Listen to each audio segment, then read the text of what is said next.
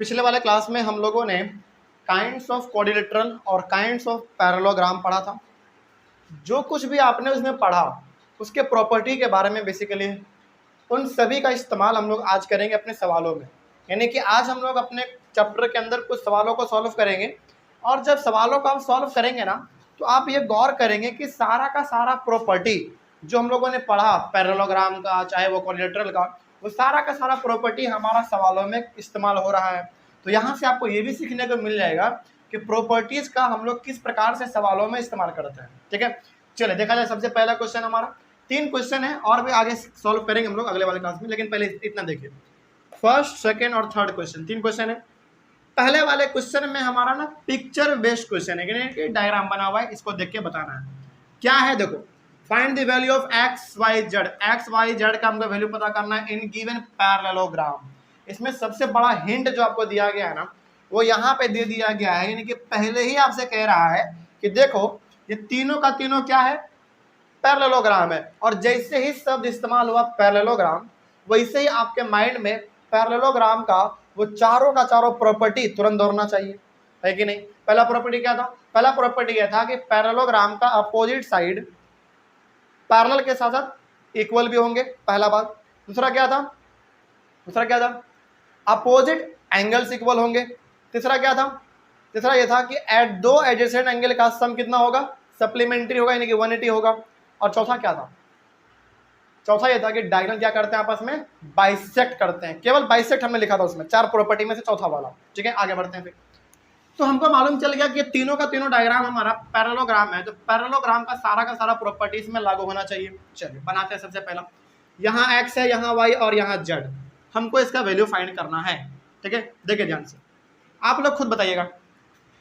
यदि चलो इसका कुछ पहले हम नेमिंग कर देते हैं। मान लीजिए कि ये हमारा ए है, ये बी, ये सी और ये डी।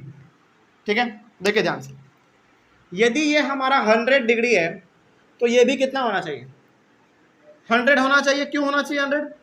क्योंकि अपोजिट एंगल पैरेललोग्राम का आपस में इक्वल होता है। तो ये हमारा, ये दोनों आपस में क्या है? अपोजिट है। इट मीन्स यदि ये 100 है तो ये भी क्या होगा? हमारा 100 ही होगा। तो यहाँ पे भी हमारा क्या हो जाएगा? 100 डिग्री हो जाएगा। कोई दिक्कत इसमें? चलिए तो आगे बढ़ते हैं। फिर ये हमारा 100 हो गया। उसके बाद देखा जाए, ये 100 है तो ये भी 100 है। रीजन आपने बताया कि सर दोनों अपोजिट एंगल है इसलिए दोनों इक्वल होगा। ठीक है, पहला बात हमको समझ में आ गया। अब बढ़ते हैं आगे।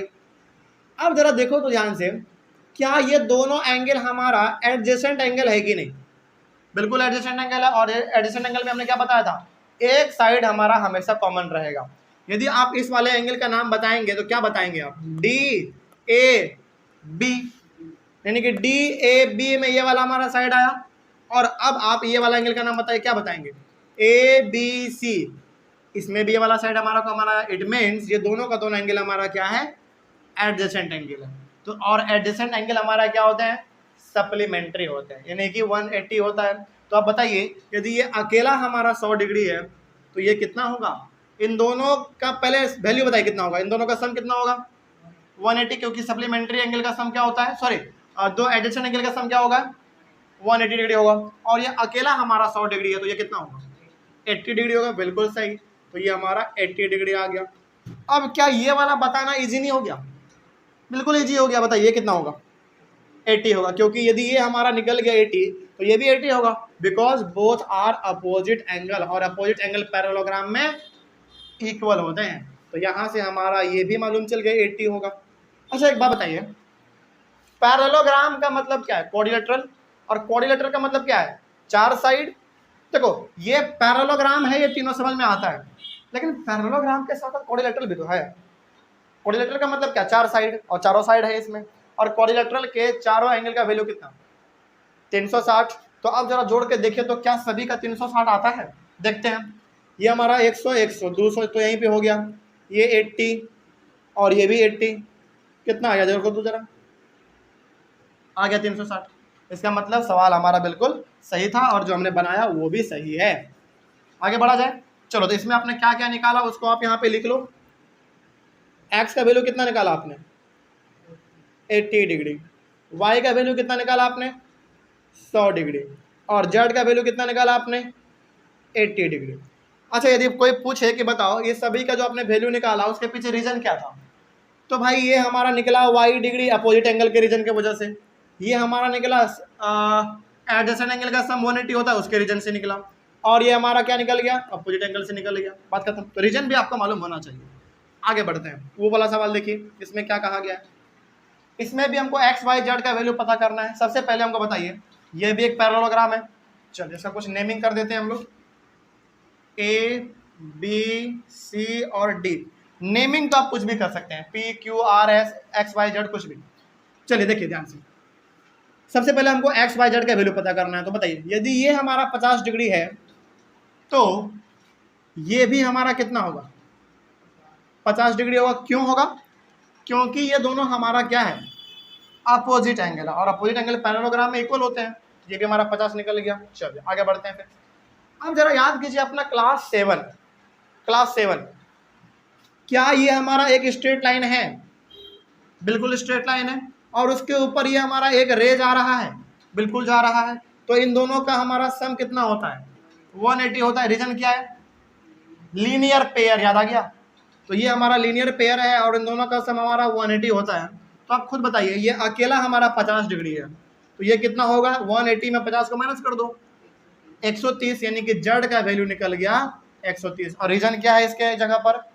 Linear pair. कोई दिक्कत इसमें? चलिए तो एक्स, हाँ तो ये हमको मालूम चल गया जेड। आगे बढ़ते हैं, अब थोड़ा सा और रिसर्च किया जाए इसके बारे में। देखो चलो, हाँ ये हमारा 50 था तो ये भी 50 हो गया, और लीनियर पेयर के हिसाब से इन दोनों का सम होता है 180, और ये अकेला 50 है तो 180 में 50 घटाएंगे तो 130 आ गया हमारा। ठीक है, अब थोड़ा सा और रिसर्च करते हैं इसके बारे में। देखो, क्या ये दोनों बी और सी हमारा एडजेसेंट एंगल है कि नहीं है? पहले बताइए, बी और सी दोनों हमारा एडजेसेंट एंगल है। क्यों है? क्योंकि बी सी साइड हमारा दोनों एंगल में कॉमन है, एंगल बी में भी और एंगल सी में भी। आप पता कर सकते हैं। चलिए बताइए हमको, एंगल बी का नाम क्या बोलेंगे आप? ए बी सी, इसमें बी सी आया ना। उसी प्रकार से एंगल सी का नाम आप क्या बोलेंगे? बी सी डी बोलेंगे। इसमें भी हमारा साइड बी सी वाला कॉमन आया। इट मीन्स बी और सी एंगल हमारा क्या हो गया आपस में? एडजेसेंट एंगल हो गया। और एडजेसेंट एंगल का सम कितना होगा? जल्दी जल्दी जल्दी फटाफट 180। तो ये अकेला हमारा 50 है, तो ये भी कितना होगा? यानी कि एडजेसेंट एंगल का सम, दो एडजेसेंट एंगल का सम 180 होता है, और ये अकेला हमारा 50 डिग्री है, तो 180 में 50 घटा देंगे तो ये हमारा कितना निकल जाएगा? 130 निकल गया, बात खत्म। रीजन क्या है? Adjacent sum of two adjacent angles are supplementary, या फिर 180 बोलिए, बात खत्म। चलिए अब ये 130 हो गया, तो ये भी कितना होगा? 130 होगा। रीजन अपोजिट एंगल, बात खत्म, निकल गया। तो यहाँ पे अब आपने x का वैल्यू पता किया कितना 130 डिग्री, y का वैल्यू आपने पता किया वो भी 130 डिग्री, और z का वैल्यू आपने पता कर लिया 130 डिग्री, यानी कि सभी में 130 आया। ठीक है, कोई डाउट इसमें? आगे बढ़ते हैं। तो रीजन भी आपको मालूम होना चाहिए। ठीक है, वो वाला देखिए ध्यान से। चलो पता करते हैं इसमें भी हमारा। अच्छा, यहाँ पे ना सबसे बड़ा हिंट तो ये है कि पहला बात तो पैरेललोग्राम हिंट है।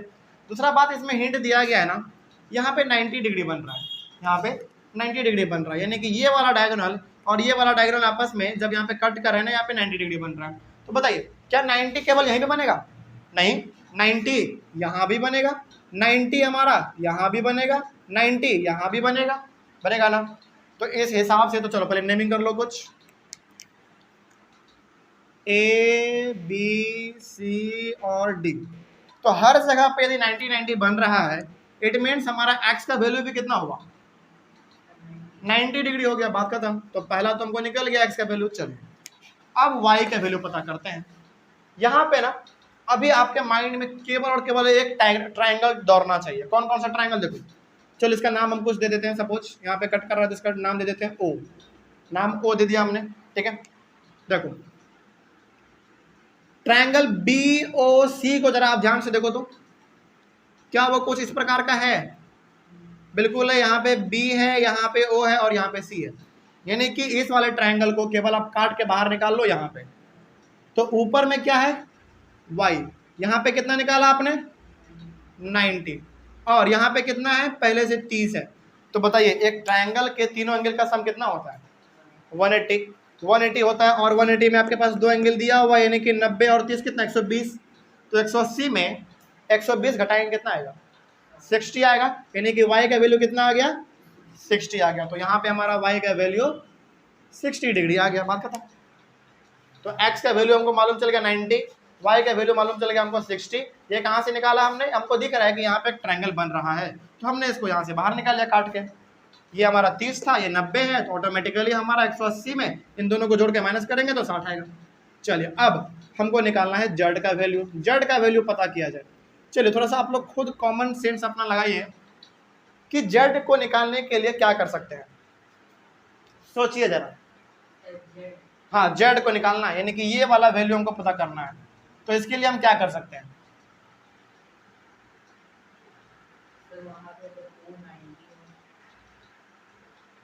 देखो इसको निकालने के लिए ना हम एक काम कर सकते हैं। क्या काम कर सकते हैं बताते हैं। सबसे पहले आप यहाँ पे एक लाइन खींचो, यहाँ पे भी एक लाइन खींचो, ठीक है। उसके बाद आप एक इस प्रकार से लाइन खींचो। हम ये ऐसा क्यों लाइन खींच रहे हैं अभी बताएंगे हम आपको, ध्यान से देखना। अभी जो हम दिखाना चाह रहे हैं ना उसको ध्यान से देखिएगा आप लोग। ये वाला लाइन हमारा BC, इसको हमने खींचा यहाँ पे, ठीक है। जो मैं दिखाना चाह रहा हूँ उसको आप ध्यान से देखिए। ये लाइन हमारा BC है, इसको हमने यहाँ पे खींच लिया। उसके बाद यहाँ पे हमारा एक और लाइन है, उस लाइन का नाम है AD। क्या नाम है? AD। इसका नाम दे दो यहाँ पे A और यहाँ पे दे दो D, ठीक है। और ये जो आप तिरछा लाइन देख रहे हो BD, उसको हमने यहाँ पे खींच लिया BD, ठीक है। तो जरा देखो तो यहाँ पे कितना हमारा एंगल बन रहा है। सबसे पहले आप इस डायग्राम को ध्यान से देखिए, और ये वाला साइड BC को आप यहाँ पे देखिए, समझिए कि यहाँ पे लिखा गया है, यानी कि डायग्राम ना थोड़ा सा तिरछा है, इसे उसी को हम सीधा करके वहां पे बना दिए हैं बस, ठीक है। तो BC हमारा साइड हो गया ये वाला, AD हमारा साइड हो गया ये वाला, और ये जो BD आप देख रहे हो, ये BD ये किसका काम करता है मालूम है? याद कीजिए क्लास 7 नहीं, ट्रांसवर्सल। याद आया कुछ? तो ये हमारा ट्रांसवर्सल का काम करता है। कोई बात नहीं, याद नहीं है कोई बात नहीं, लेकिन है क्या आज वो ट्रांसवर्सल है, याद कीजिए क्लास 7 का। खैर कोई बात नहीं, आगे बढ़ते हैं फिर। तो यदि हमारा ये साइड BC और ये साइड हमारा AD है, तो यहाँ पे एंगल हमारा कितना बन रहा है? 60। इट मीन्स यहाँ पे कितना बन रहा है? 60 बन रहा है। और यहीं पे हमारा Z है ना, यानी कि यहाँ पे हमारा Z है, यही पता करना है हमको। तो याद कीजिए, कुछ अब याद आ रहा है आपको? क्या याद आ रहा है बताइए? नहीं, यदि ये 60 डिग्री है तो ये भी 60 डिग्री होगा। रीजन याद कीजिए क्लास 7 का, अल्टरनेट इंटीरियर एंगल। याद आया कुछ? तो ये भी हमारा 60 होगा। तो रीजन क्या लिख देंगे आप? Alternate interior angle. कोई डाउट इसमें? तो इसको बताने के लिए हमको ये वाला लाइन और ये वाला लाइन खींचना बहुत ही जरूरी था, इसे तभी आप समझ पाते। कोई दिक्कत है इसमें? चलिए, तो इसको समझने के लिए आप रफ में ये वाला डायग्राम, इसके बगल में थोड़ा सा जो जगह बचे कॉपी में, तो ये वाला डायग्राम आप बना लीजिएगा, ठीक है, ताकि आपको मालूम चलता रहे। और इसमें आप रीजन लिख दीजिएगा क्या? Alternate interior angle. ये रीजन भी आप लिख दीजिएगा ताकि आपको मालूम चलता रहे, ठीक है। चलिए, तो यहाँ पे आपने क्या निकाला? इस वाले में आपने x का वैल्यू कितना निकाला? 90 डिग्री। y का वैल्यू कितना निकाला आपने? 60 डिग्री। और z का वैल्यू निकाला आपने, ये भी 60 डिग्री। बस बात खत्म, ठीक है। चलिए आगे बढ़ते हैं। तो इन तीनों में कोई डाउट?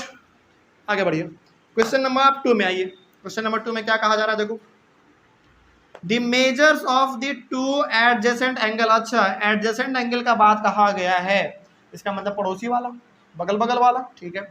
Of a parallelogram. अच्छा, पैरेललोग्राम भी कह दिया, तो हिंट तो हमको बहुत बार बार मिल रहा है। आगे, are in the ratio 3:2। Find the measure of each of the angles of the parallelogram. चलिए इसको सॉल्व करते हैं। इसको सॉल्व करने के लिए आप यहाँ पे एक डायग्राम बनाइए पहले पैरेललोग्राम का। सपोज कीजिए कि ये हमारा एक पैरेललोग्राम है छोटा सा, इसको पहले आप रफ में बना लीजिए, क्योंकि हम इसको मिटाएंगे अभी। स्क्रीनशॉट लेके ऑनलाइन वाले बच्चे इसको पहले आप बना लीजिए।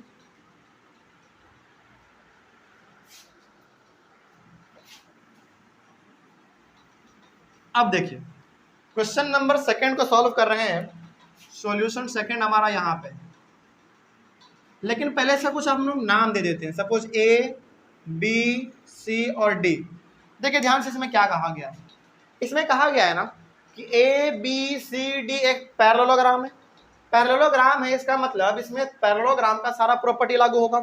ठीक है, आगे बढ़ते हैं। फिर इसमें कहा गया है the measure of two adjacent angle of a parallelogram are in the ratio 3:2, यानी कि इसमें दो एडजेसेंट एंगल का आपको वैल्यू दिया गया है, वो भी रेशियो में। किसमें?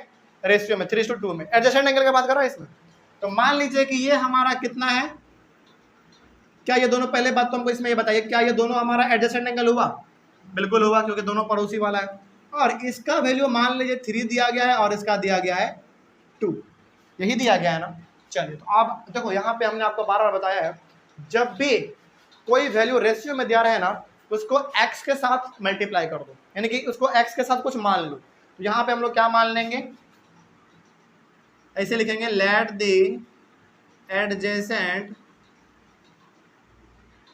एडजेसेंट एंगल्स of parallelogram,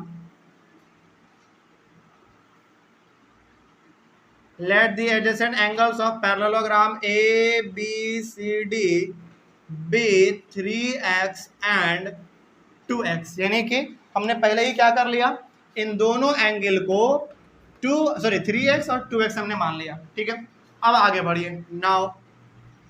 अच्छा एक बात बताइए आप हमको, सबसे पहले ये दोनों एडजेसेंट एंगल है और उन दोनों को हमने 3x और 2x माना, तो एडजेसेंट एंगल का सम कितना होता है?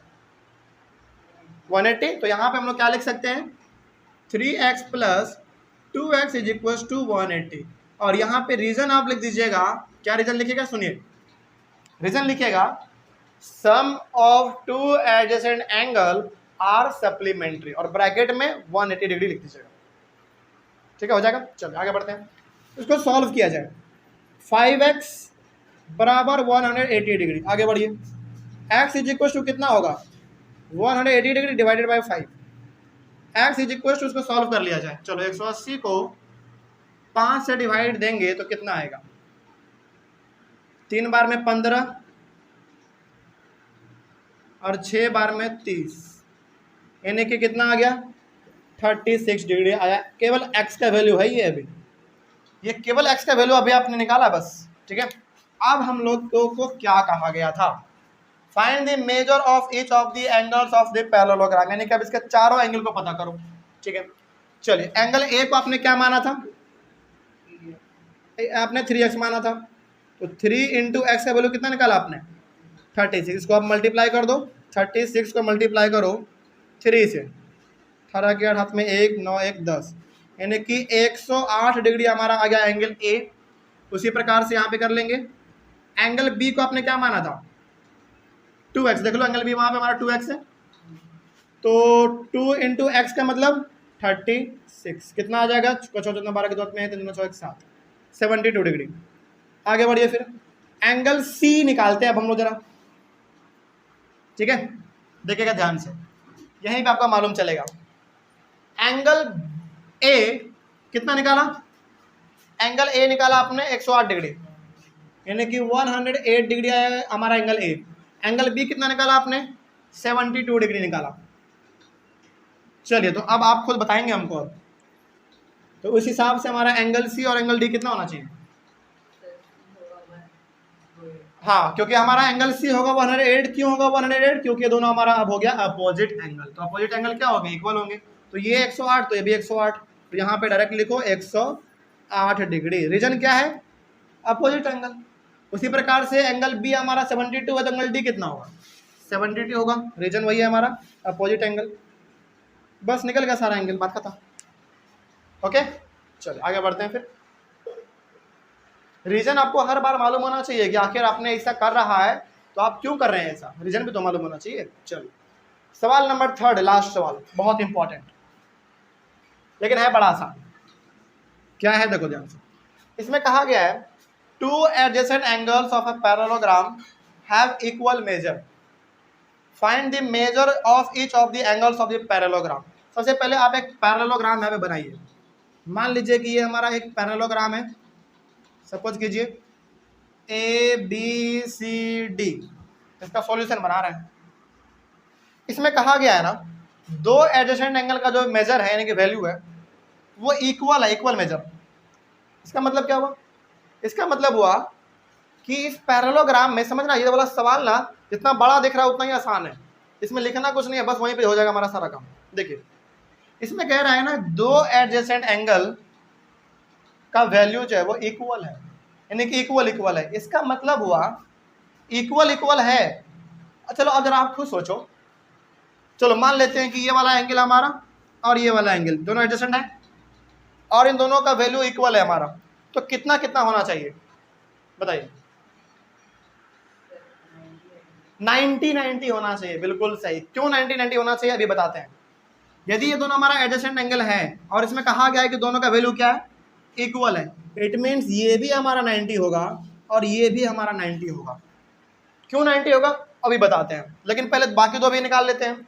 ये 90 हुआ तो ऑटोमेटिकली ये भी 90 होगा अपोजिट एंगल के हिसाब से, तो ये भी हमारा 90, और इस ये हमारा एंगल बी 90 है तो एंगल डी भी कितना होगा, 90 होगा अपोजिट एंगल के हिसाब से। देखो हमने ना 90-90 ही क्यों लिया, 80-80 भी ले सकते थे, लेकिन 90-90 क्यों लिया? 90-90 हमने इसलिए लिया क्योंकि अब जब चारों एंगल को जोड़ेंगे ना तो 360 आएगा, और पैरेललोग्राम के सारे एंगल का सम कितना, 360। लेकिन क्या यदि हम 80-80 लेते तो क्या होता, 360 नहीं होता, 320 ही हो पाता। इसलिए इसमें 90-90 लेना बहुत ही जरूरी था। तो इसमें हर एक एंगल कितने होंगे, 90-90 के बराबर होंगे, कोई दिक्कत इसमें? अच्छा मान लीजिए यदि कोई पूछ दे कि बताओ आपने ना चारों एंगल का 90-90 तो ले लिया, लेकिन ये पैरेललोग्राम में कौन सा टाइप हो सकता है बताइए? रेक्टेंगल, स्क्वायर या रोम्बस? नहीं, रोम्बस में सारा एंगल इक्वल नहीं होता है, रोम्बस में बस अपोजिट एंगल इक्वल होते हैं। तो ये वाला फिगर हमारा ना, ये वाला फिगर हमारा स्क्वायर भी हो सकता है और रेक्टेंगल भी हो सकता है, क्योंकि स्क्वायर में और रेक्टेंगल में सारे एंगल 90-90 होते हैं। कोई डाउट इसमें? चलो तो इस प्रकार से हमारा ये सवाल बन गया, बात खत्म। ठीक है, चलो ऑनलाइन वाले बच्चे इसका स्क्रीनशॉट आप लोग ले लीजिए एक बार। तो यहाँ पे हम लोगों ने आज 1, 2, 3 सवाल सॉल्व किए हैं। अगले वाला क्लास में हम लोग मिलेंगे, कुछ और सवालों को भी सॉल्व करेंगे। ठीक है, चलिए तब तक के लिए thank you very much and have a nice day. मिलते हैं हम लोग अपने अगले वाले क्लास में।